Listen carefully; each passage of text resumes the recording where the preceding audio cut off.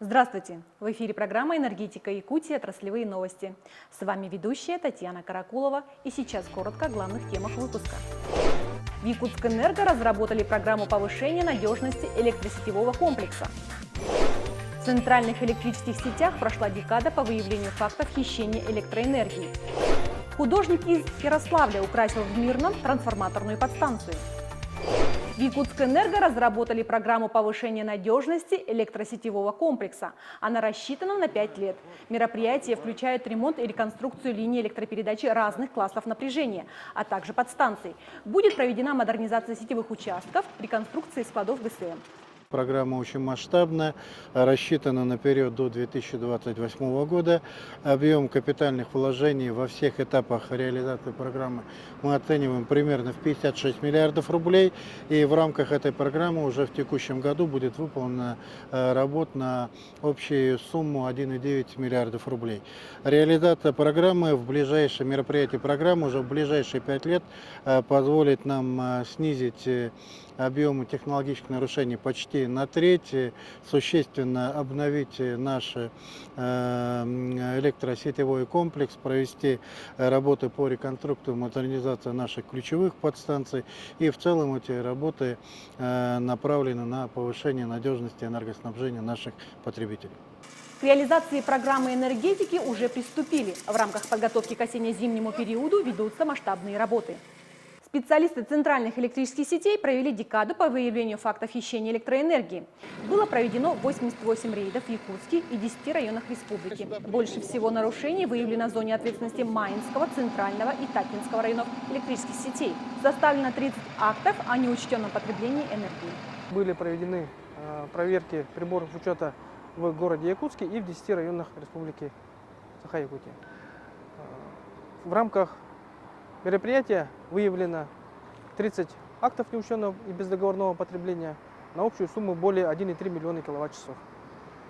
Данное мероприятие мы проводим ежеквартально в целях предотвращения хищения электрической энергии, а также работы с населением по бездоговорному потреблению. В Якутске продолжается реконструкция магистральной тепловой сети, идущей от Якутской ГРЭС. В рамках проекта все 4 трубы меняются на новые с большим диаметром. Как это отразится на теплоснабжении потребителей, узнал Дмитрий Макаров.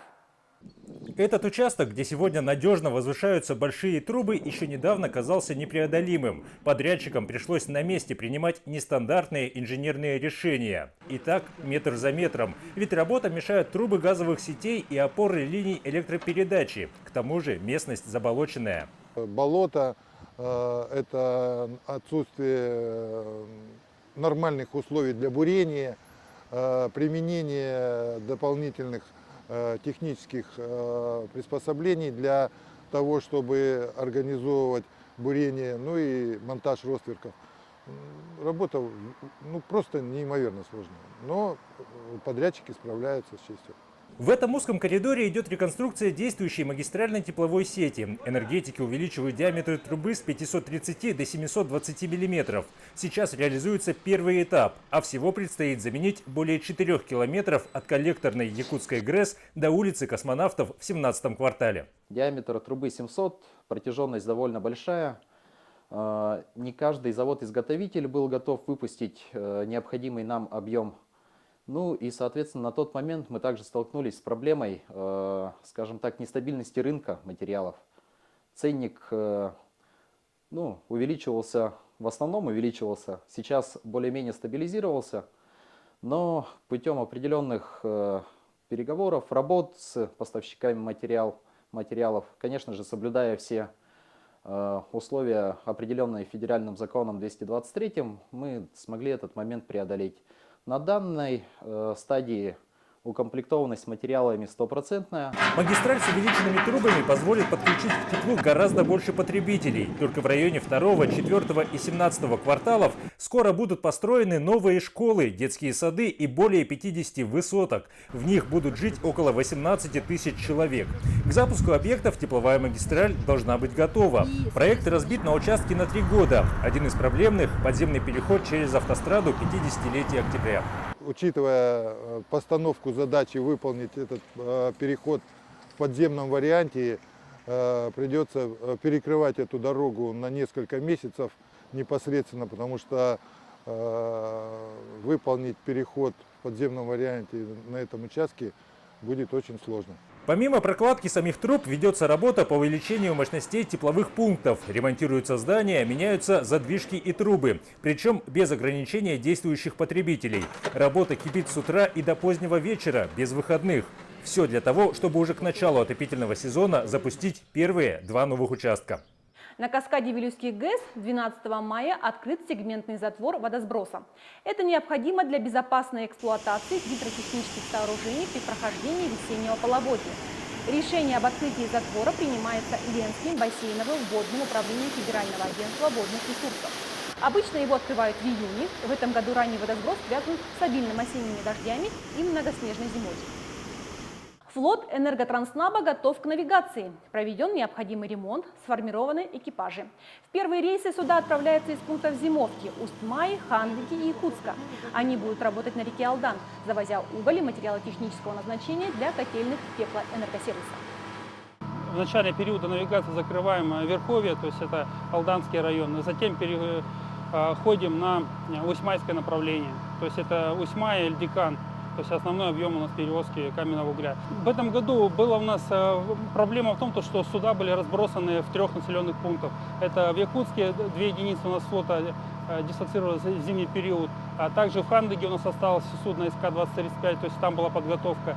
И в Усть-Мае у нас на зимний отстой оставался, это плавкран 890. Количество обращений за консультацией по подключению к электросетям выросло вдвое. Только за апрель специалисты контакт-центра Якутскэнерго обработали более 2000 обращений, превысив мартовские показатели на 65%. Наиболее востребована услуга информации о плановых ограничениях. Наиболее востребованная услуга – информирование о плановых ограничениях электроснабжения. В контакт-центр можно позвонить и узнать о времени и сроках проведения плановых работах энергетиков. Кроме того, с наступлением строительного сезона увеличилось число обращений по вопросам подключения к электроснабжению. Совместно с управлением по технологическому присоединению мы разработали подробные ответы на часто задаваемые вопросы по техпрессу.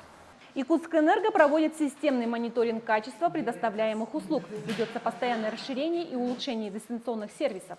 Специалисты контакт-центра рады ответить вам в рабочие дни с 8 до 5 вечера.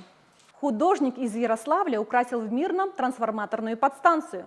Гость молодежного фестиваля «Мирный поет о мире» Александр Абрасимов придал энергообъекту новый образ. При этом сохранены все предупреждающие знаки и обозначения, наличие которых необходимо в целях безопасности горожан. Жители Мирного дали название новому муралу «Энергия бриллианта». На Якутской ГРЭС День Победы встретили массовым забегом. Коллектив станции пробежал 1 километр на личное первенство среди мужчин и женщин. Кроме того, в командном зачете прошла мужская эстафета 4 на 200 метров. В соревнованиях приняли участие все подразделения. Местом забега стала подъездная дорога Якутской ГРЭС-2. Все бегут с желанием, у все участие во всех социальных проектах, мероприятиях, они у нас абсолютно на добровольной основе.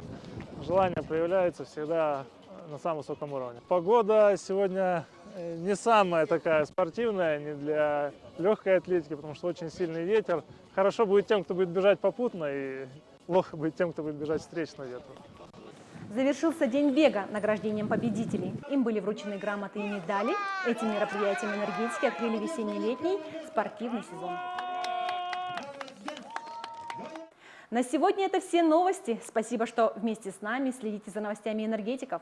Всего вам доброго и до встречи в следующих выпусках программы «Энергетика Якутии».